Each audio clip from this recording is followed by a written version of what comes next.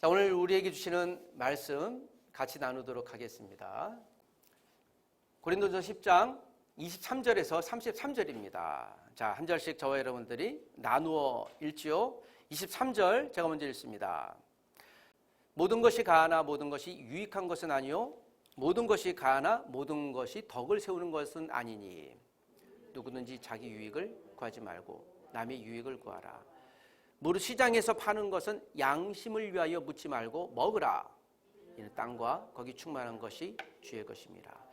불신자 중 누가 너희를 청할 때에 너희가 가고자 하거든 너희 앞에 차려놓은 것은 무엇이든지 양심을 위하여 묻지 말고 먹으라. 누가 너에게 이것이 재물이라 말하거든 알게 한 자와 그 양심을 위하여 먹지 말라. 내가 말한 양심은 너희의 것이 아니요 남의 것이니 어찌하여 내 자유가 남의 양심으로 말미암아 판단을 받으리요. 만일 내가 감사함으로 참여하면 어찌하여 내가 감사하는 것에 대하여 비방을 받으리요. 그런즉 너희가 먹든지 마시든지 무엇을 하든지 다 하나님의 영광을 위하여 하라. 유대인에게나 헬라인에게나 하나님의 교회나 거치는 자가 되지 말고. 다 같이 33절 나와 같이 모든 일에 모든 사람을 기쁘게 하여 자신의 유익을 구하지 아니하고 많은 사람의 유익을 구하여 그들로 구원을 받게 하라. 아멘. 여러분, 오늘도 우리가 살아갈 때 이 한 주, 또 한 달, 또 앞으로 내가 살아갈 어떤 인생의 정점에서 또 내가 무엇을 선택하려고 할 때 과연 이것이 하나님의 뜻과 맞을까? 하나님 이걸 원하실까? 이건 또 하나님의 소명일까? 내가 이 사람하고 결혼을 해야 될까? 이 직장을 선택해야 될까에 대한 많은 판단 그 순간 속에서 우리는 어떤 결정을 하고 있습니까? 그래서 우리가 살아갈 땐 어떤 경우에 속도도 필요하지만 인생에서 더 중요한 건 방향입니다. 우리가 많이 들어서 알고 있겠지만 우리가 하나님이 주신 내 인생의 방향, 내가 또 제대로 가고 있나? 이 가트만 박사가 이 가정 연구를 하는 유능하신 분으로 알려져 있는데요. 이 부부가 이혼을 곧 할 거다라고 하는 예측을 하는데 그 임상 실험을 늘 해요. 실제 부부를 데리고 2달, 1달 동안을 항상 이들이 대화하는 걸 촬영을 하고 허락을 받고 그 중에 공통적인 3가지가 있습니다. 이것을 하면 곧 헤어질 것이다. 비난, 비판, 충고가 대화의 주를 이루면 거의 위험수에 왔다. 빨리 개선하지 않으면 이 부분은 결국 어려움이 있을 것이다. 무엇이라고요? 비난, 비판, 충고죠. 뭐 얘기만 하면 항상 비난하는 거죠.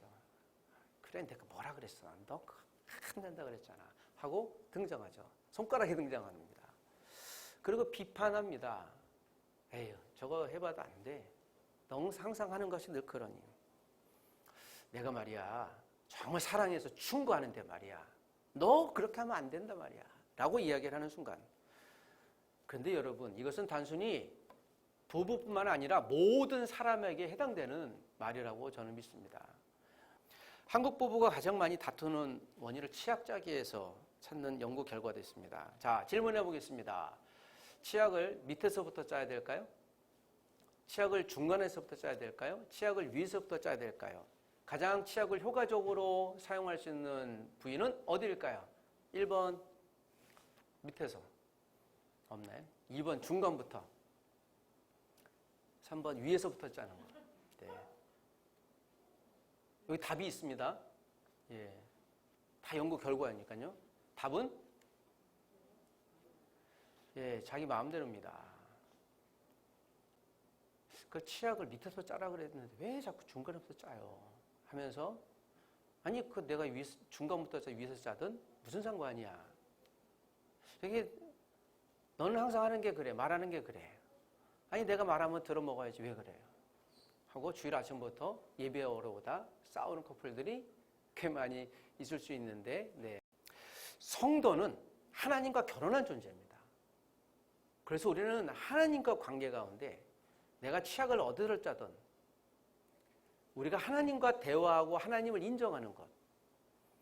여러분, 우리가 그 하찮은 것 때문에 관계가 깨진다면 얼마나 무지한 사람이겠습니까? 결혼은 서로를 섬기는 것이죠. 여러분, 목회자는 여러분들을 지휘하고 지도하는 자가 아니라, 지배하는 자가 아니라 섬기는 자입니다. 또 여러분도 저를, 또 우리는 서로를 섬기고 사랑하는 존재입니다. 부모가 자녀를 지배하지 않아요? 한 인격이기 때문에 한국 법도 자녀를 처벌을 하면 법적 판단을 받습니다.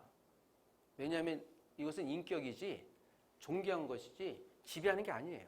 그러나 양육을 합니다. 이 아이가 성이 될 때까지. 오늘 고린도전서 10장에 있는 말씀은 어쩌면 내가 인생에 지금 이런저런 고민을 할 때 그래, 내가 다시 변화해야 되겠다, 바꿔야 되겠다라는 결정을 다시 한번 할 수 있는 저는 기회, 분명 하나님께서 말씀을 통해 우리에게 선택권을 주실 줄 믿습니다. 우리가 살아가는 인생에서 모든 시간 속에서 속도 못 잡게 줘야 하는 게 방향이라고 그랬습니다. 그런데 여기서 늘 실수하는, 알면서도 실수하는 이유는 무엇입니까? 그래, 방향이 먼저지 하고 내가 올바른 방향을 가려 하면 옆에 있는 사람이 먼저 빨리 휙 가버리네요. 그래, 뭐 갈 수 있겠지 하는데 슬슬 관심이 있어지죠. 왜 이렇게 빨리 가지? 난 늦는 거 아니야? 또 누군가 이렇게 자녀들 키우면 영어 교육하고 수학 교육하고 하다 보면 우리는 하나님 말씀으로 양육할 거야. 하지만 내심 우리 아이 늦는 거 아니야? 또 취업을 준비하는데 여러 가지 막 소위 제가 별 안 좋아하는 말인데 이 스펙, 경력을 쌓다 보면 누군가 하게 되면 나도 해야 돼요. 왜 그런지 몰라요. 일단 해놔야 돼요. 야, 일단 영어를 준비해놔. 왜? 그래도 모르지만 준비해놔. 이게 경쟁이죠. 제가 좋다 나쁘다 얘기하는 게 아니에요. 우리는 그냥 그런 시대에 살고 있어요. 그런 시대는 변하지 않을 겁니다. 고린도 시대도 그랬어요. 지금보다 더 했어요. 그런데 고린도 전서는 고린도 교회에게 주신 말씀이에요. 이 고린도 밖에 있는 이야기라면 그래, 그럴 수도 있겠다 얘기하는데 이게 고린도 교회 안에 있어서 얼마나 이들이 치열하게 경쟁을 했는지 나중에 주먹다짐까지 일어날 위기에 있어요. 사도 바울이 하나님의 마음으로 이러면 안 되겠다라고 본문을 다시 한번 펜을 들었죠. 자, 우리가 살아가는 것이 무엇일까? 마치 여러분 부부가 남편이 아내가 누가 더 나으냐 이런 어리석은 논쟁에 우리가 빠질 이유가 없는 것이죠. 남자가 여자가 오르냐 안 오르냐라고 하는 이 시대에 소위 말하면 시대 아전대라고 합니다. 그런데 여러분 조심해야 될 건 이 시대는요 모든 아젠다는 다 돈과 관련돼 있어요. 권력 관련돼 있습니다. 교회 성도는요 이 시대 아젠다에 몰입될 이유가 전혀 없어요. 우리는 거기에 빠지면 안 돼요. 세상 사람이 만든 프레임이에요. 누군가 물어봐요. 목사님은 진보예요? 보수예요? 나는 개혁주의 보수 신앙을 갖고 있다. 나는 개혁주의자면서 보수주의자다. 그 둘 중에 뭐예요? 그래서 제가 그랬죠. 나는 너가 말한 판단에 속할 이유가 전혀 없다. 나는 너가 생각을 바꿨으면 좋겠다. 여러분 여기에 대해서 우리가 몰입될 이유가 전혀 없습니다. 이게 세상이 만든 프레임이거든요. 저는 그건 옳지 않다고 했습니다. 그건 그들의 선택이에요. 자, 고린도 교회. 그러면 내 인생의 주도권, 남편, 부인이 주도권 싸움하면 그 가정이 어렵듯이 교회에서도 이 시간 누가 주도권을 할 거냐? 그건 아니에요. 우리가 서로 섬기고 사랑하는 공동체로 있다면 하나님과 나 사이에서도 주도권 싸움 치열하게 하는 경우도 있습니다. 하나님 내가 이걸 해야 되는데 왜 응답을 해주시지 않나요? 이쯤 되면 해주셔야 되지 않겠습니까? 라고 하나님과 거래하기 시작하고 그래도 하나님 내가 여기서 열심을 다해 보겠습니다. 내심 그것은 선한 동기일 수 있지만 그 내심 가운데 보이지 않는 욕심이 있을 수도 있는 것이죠. 다 이 시간 다시 한번 하나님과 대화하는 시간 되시기를 부탁드립니다. 고린도 교회 10장에 있는 23절부터 있는 말씀 가운데 8장, 9장의 결론적인 말씀과도 같습니다. 자, 23절이 이 시대에 고린도라고 하는 도시에 프레임이 있습니다. 자, 6장에도 나오는데 23절입니다. 찾아보십시오. 다시 한번 읽을까요? 시작. 모든 것이 가나 모든 것이 유익한 것은 아니요. 모든 것이 가나 모든 것이 덕을 세우는 것은 아니니. 자, 6장에도 같은 말이 반복돼요. 바울께 씁니다. 모든 것이 가다. 이것이 고린도라고 하는 당시 살아가는 도시에서요. 도시 캐치프레이즈예요. 제가 살고 있는 양주에는요, 입구에 가면은 대한민국 최고 감동도시 양주 이렇게 있어요. 그러다 얼마나 감동되는지, 이야, 정말 감동된다. 그러니까 캐치프레이즈예요. 요새는 도시마다 그렇죠. 우리는 어디에 살아요? 라고 하는 아주 즐거움을, 자기 자존감을 높이는 그런 캐치프레이즈를 내세우기도 합니다. 고린도라는 도시가요, 이게 도시적인 캐치프레이즈예요. I love you 서울이 서울의 캐치프레이즈잖아요. 난 서울을 사랑합니다. 모든 것이 가다라는 게 고린도의 그 시대 정신이에요. 모든 것이 가다라는 것이 무엇이에요? 그래서 여러분 고린도 안에 1, 2, 3, 4, 5, 6, 7, 8, 9 앞으로 나오겠지만 여기서 좀 신비한 사건들 많잖아요.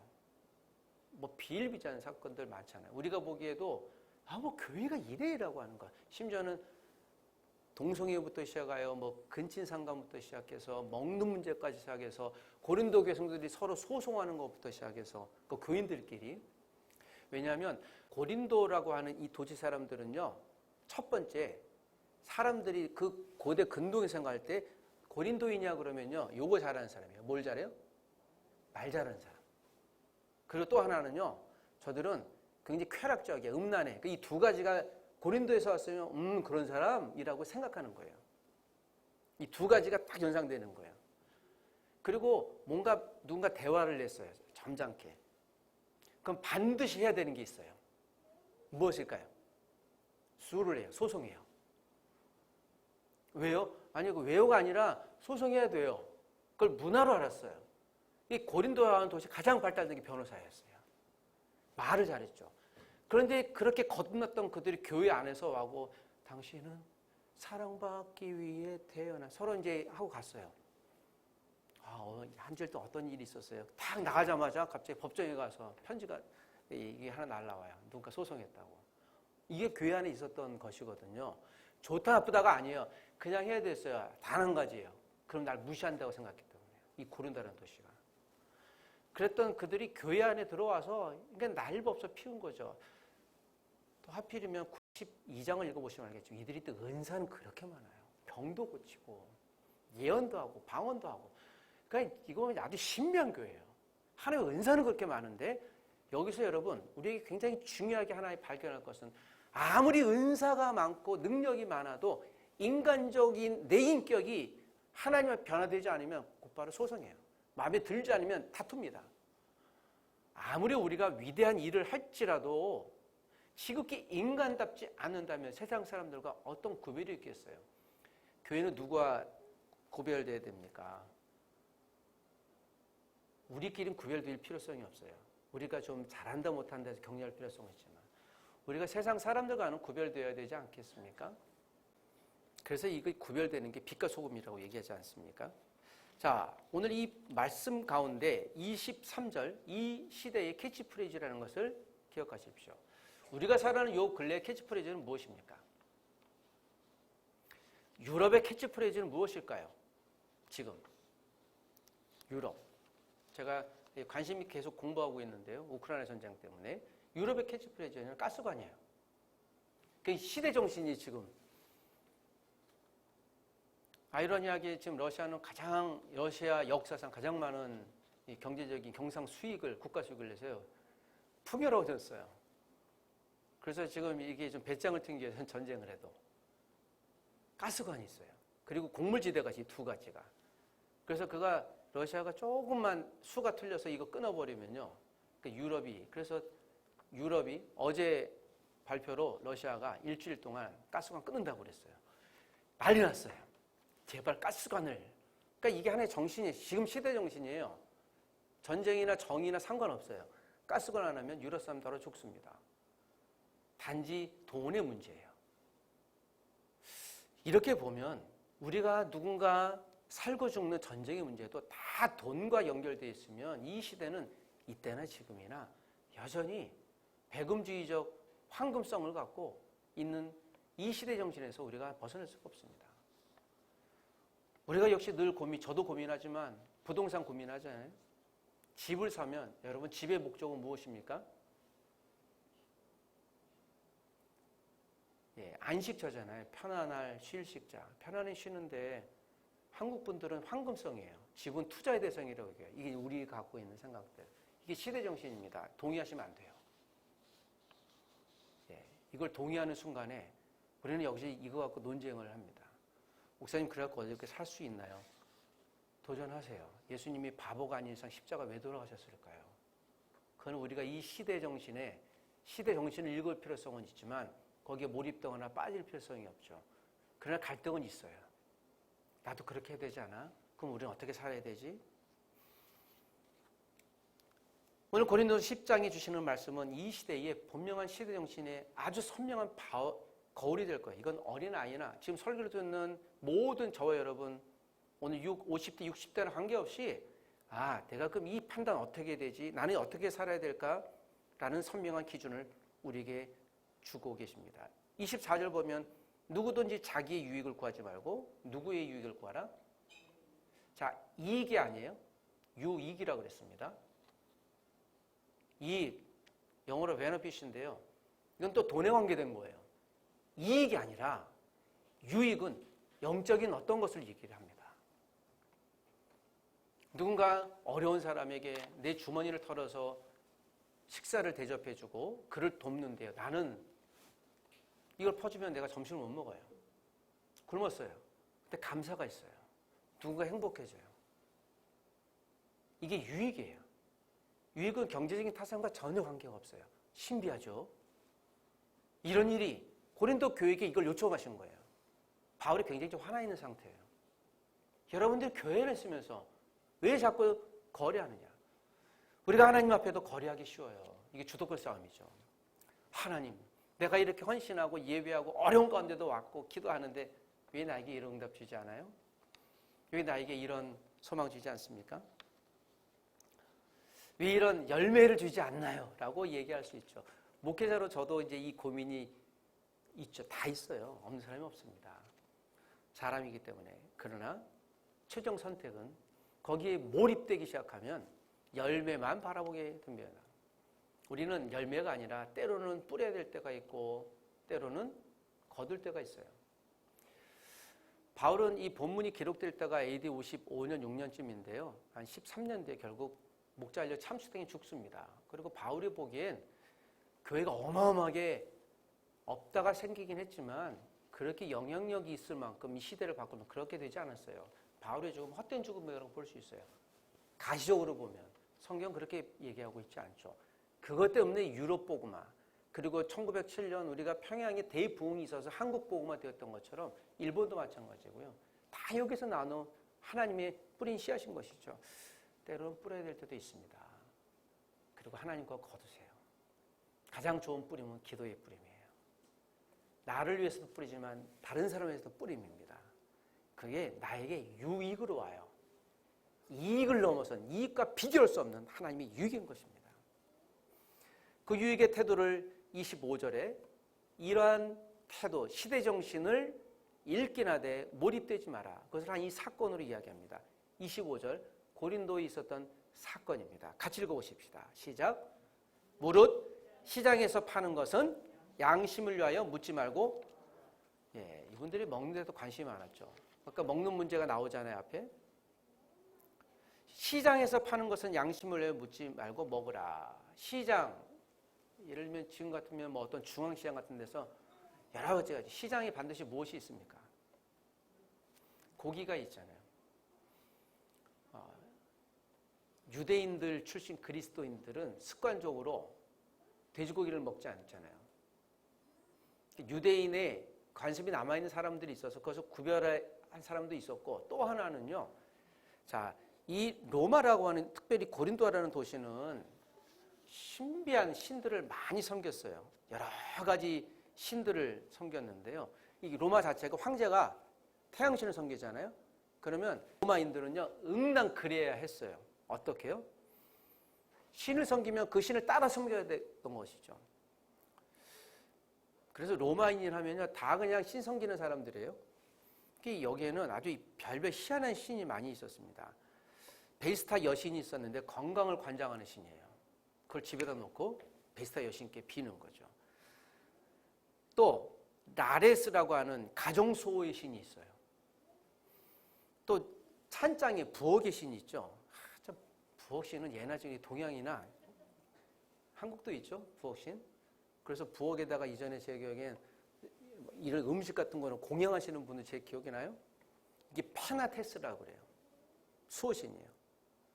그리고 가장의 수호신, 그러니까 남편들의 수호신이 있어요. 그래서 게나우스라고 합니다. 신들 많죠. 제가 어렸을 땐 뒷간신이라고 했었어요. 화장실 앞에다가 이렇게 음식을 좀 놔요. 그럼 뒷간신이 와서 이거 먹고 화장실 신이 와서 먹고 화장실에 빠져 죽지 않는다. 이렇게 재래수장 이게 있었다니까요. 우리에게 그런 게 굉장히 많잖아요. 그래서 한국에서는 대표적으로 그런 무교의 영향을 받고 알지 못하게 쓰는 단어가 있습니다. 우리가 뭐 하는데 이렇게 좋지 않은 일이 벌어져요. 그럼 뭐가 없다 그래요? 재수 없다 그러잖아요. 이게 무교에서 나온 거거든요. 재수라고 하는 건 무당이 빌어줘요. 그럼 거기서 신비한 은혜를 주는 거예요. 그 재수가 있다라고 하는데요. 그래서 무교의 신이 없다라는 얘기예요. 그래서 용어 우리가 쓰지 않아요. 쓰면 안 돼요. 이게 그냥 시대 정신이에요. 재수가 있다 없다, 운에 맡긴다, 희한한 신비를 준다 안 준다. 우리가 그런 천박한 것에 몰입될 필요성이 없겠죠. 여기서 시장에서 파는 음식, 즉 이들이 예배하고 절하고 아테네 같은 신전에서 하고요. 거기서 고기가 우르르 나와요. 어디에? 시장에 나오잖아요. 그 판매 대금으로 다시 그들 제사장도 시끄럽고. 그래서 이걸 안 먹는 거예요. 인도 있는 성도들은 이걸 나름대로 구별을 했어요. 그런데 이게 외부 도시에서 들어온 그런 우상 접한 동물 음식들은 이게 구별이 안 되는 거예요. 그래서 여기서 좀 다툼이 일어났어요. 먹고 마시는 것에 대해서. 어떤 집에 갔더니, 성도 집에 갔더니 음식을 내놓는데 고기를 내놨어요. 그때부터 이제 어떤 신실한, 나름대로 신실하다고 생각하는 사람은 고민이 생긴 거죠. 이건 과연 어디서 났을까? 묻는 거죠. 이거 어디서 났어요? 그냥 신짜게 사왔어요. 아니, 사올 때 말이야. 또 우상이 바친 음식이 어떻게 알아요? 그러니까 또 뭐가 일어나요? 예. 그래서 25절에 이 말씀이 등장하잖아요. 무릇 시장에서 파는 것은 양심을 묻지 말고 먹으라. 26절에 이는 땅과 거기 충만한 것이 다 주의 것이다. 28절에 누가 너희에게 이것이 재물이라고 말하거든 알게 한 자와 그 양심을 위하여 먹지 말라라고 얘기를 해요. 먹는 문제인데요. 그리고 27절 보면 불신자 중 누가 너희를 청할 때에 불신자인 게 전도하러 간 사람이죠.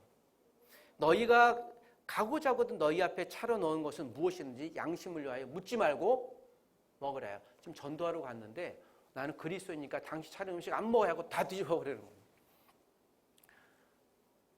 무슨 말씀이에요? 모든 것이 다 누구의 것입니까? 26절에 땅과 모든 것이 하나님의 것이다. 우상에게 바쳤다고 한들 그게 우상에게 바칠 그 효력이 있냐? 무슨 효력이 있는데 아무것도 없다는 거예요. 그러니까 괜찮으니까 먹으라는 거예요.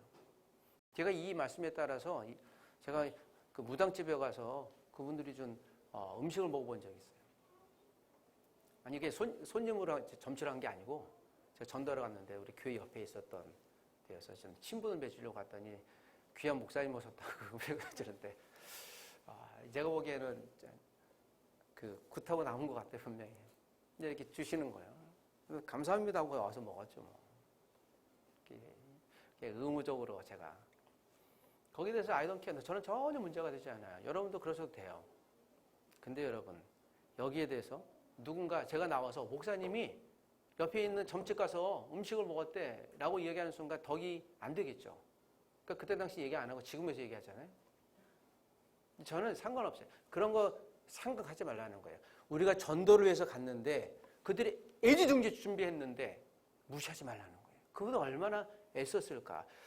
무엇일까요? 하나님이 지은 모든 것은 하나님께 속한 것이고 아무리 우상이 얘기해봐야 그게 효력이 없다라는 거예요. 괜찮다. 그러나 또 한 번요. 28절에 근데 이것 때문에 괜히 양심에 문제가 생기거든 먹지 말라는 거예요. 여러분 사람의 반응에 따라 그분들이 준비해서 먹어도 되고요. 이것 때문에 목사님이 성도가 저기서 먹는데 이런 얘기 들으면 먹고 싶은 거 있어도 먹지 않아도 된다는 거예요. 여러분 자유라는 거예요. 누굴 위해서? 그래서 여러분 양심이란 말이 나오잖아요. 이게 이 시대의 하나의 캐치프레이즈예요. 이 고린도 도시에 양심을 위해서. 그런데 29절에 내가 말한 양심은 너희의 것이 아니요 남의 것이니 어찌하여 내 자유가 남의 양심으로 말미암아 판단을 받으리요. 나는 자유하다고 하지만 왜 다른 사람을 어렵게 합니까? 하지 말라는 거지. 우리도 학교 앞에서 전도하다 보면 대학에서 요새는 막 불편한 사람도 있어요. 2018년에 일본에서 온 아는 제자가 일본 팀들과 함께 전도하는데 학교 앞에 큰 시계탑 밑에서 전도를 이제 일본말로 찌라시라고 해요. 그래서 야 니네 하고 차는 열심히 일본말로 하고 전도질 하는데 한국 친구들이 전도질 안 받아가는 거예요. 나중에 물어요. 목사님, 근데 왜 얘네들이 전도질 안 받아가요? 일본에서는 그냥 받아주거든요. 그리고 버릴지언정. 한국에서는 정말 그리스도인이 많다고 여기서 환상 갖고 왔는데 이제 마음에 고민이 된 거예요. 목사님 왜 안 받을까 해서 요즘 한국 애들이 마음에 강팍해. 잘 안 받아. 그래도 괜찮아. 근데 요새는 한국이 그래. 여러분 다른 대학에서는 아예 전도를 못하게 해, 법적으로. 그럼 학생처에 신고를 해요. 그리스도인에 대한 인식이 그들이 허락하지 않고 긍정적이지 않다라는 거예요. 그러나 또 한 가지요. 여러분 세상의 인식은 바뀝니다. 거기에 우리 주눅들 필요가 없고 몰입될 필요가 없어요. 그들은 그들의 이익적인 관점에서 교회나 그리스도인들이 뭔가 문제가 생기고 좀 실수하면 늘 그래서 판단해요. 여러분 그냥 그 세상의 관점이에요. 그들은 오직 이익관계에 있어요. 왜 돕지 않느냐? 왜 돈을 안 쓰느냐예요. 제가 전도하려고 정말 한 35년 동안 전도하려고 했던 한 형님이 있는데 저보다 대여 살 많고 그분 항상 그래요. 교회에 헌금 다 목사 가지 않느냐? 그러니까 얼마나 부자야. 그 저보고 얼마나 이번에 수금을 했냐. 그러니까 그들의 인식은 늘 항상 무엇에 있어요? 돈에 있어서 존중을 할 필요성은 있지만 거기에 여러분 우리가 몰입될 필요성이 전혀 없어요. 그 판단은. 그리고 우리가 자존감이 낮을 필요성도 없습니다. 한국에서 모든 종교단체보다 75% 이상이 교회에서 세상을 도와요. 참 귀중한 존재죠. 고린도 교회가 다시 한번 이 캐치프레이즈에서 벗어날 필요성이 있었어요. 여기에 몰입되면 이 교회는 곧 무너질 것 같았어요. 바울이 보기에. 그래서 빨리 이 편지 가운데 2번이나 반복해서 모든 것이 가나라고 하는 고린도의 캐치프레이즈 버리십시오. 여러분 그것이 교회를 유익하게 하지 못합니다. 31절에 본문의 핵심 구절이에요. 그러므로 모든 것에 대한 먹고 마시든지 우리는 다 누구를 위해서 무엇을 위해서? 하나님의 영광을 위하여 하라. 자 31절 결론적인 말씀 오늘 10장 전체의 핵심적인 말씀이기도 하죠. 같이 읽습니다. 시작. 그런즉 너희가 먹든지 마시든지 무엇을 하든지 다 하나님의 영광을 위하여 하라. 자 여러분 오늘 주님 주시는 말씀의 결론은 이와 같아요. 여러분 싸우지 마십시오 라고 얘기를 하죠. 고린도 사람들이 서로 소송하는 게 비일비재하고 소송하지 않으면 쟤는 말을 못하는가 봐 하고 무시받는 일상적인 삶 속에서 교회 안에서는 그 세상적인 캐치프레이즈를 들고 오지 말아라는 거예요. 교회가 지금 개척된 지 한 3년 4년 지났거든요.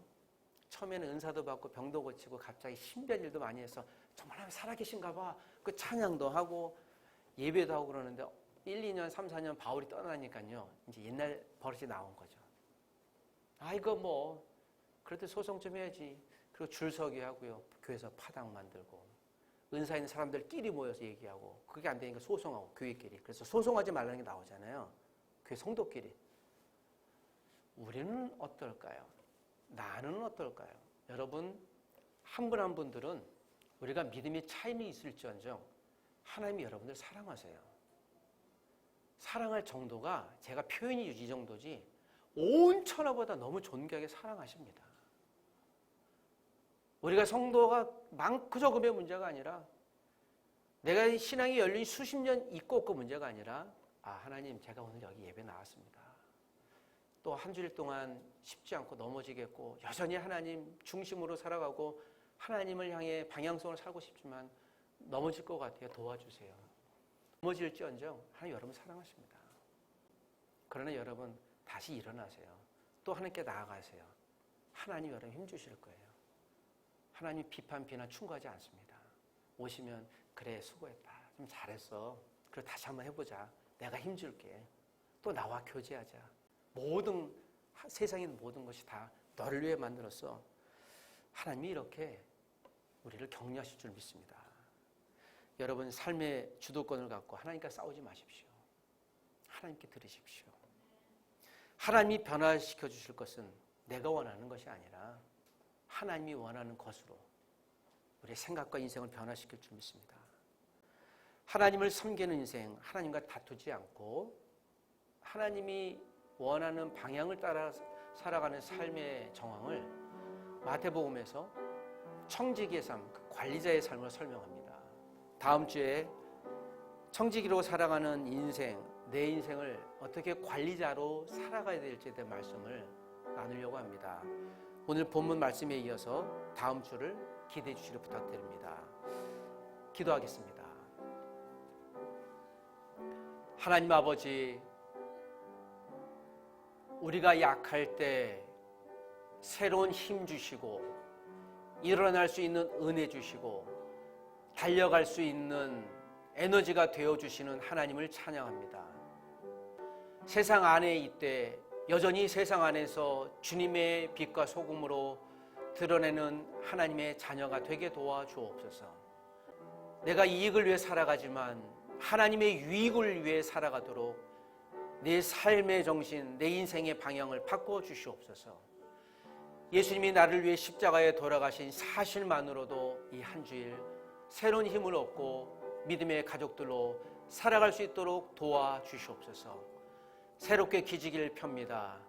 한 주일 동안 새로운 은혜 주시고 우리가 일상에서 살아갈 때 주님 주신 이 말씀을 갖고 승리할 수 있도록 도와주옵소서. 예수님의 이름으로 기도합니다. 아멘.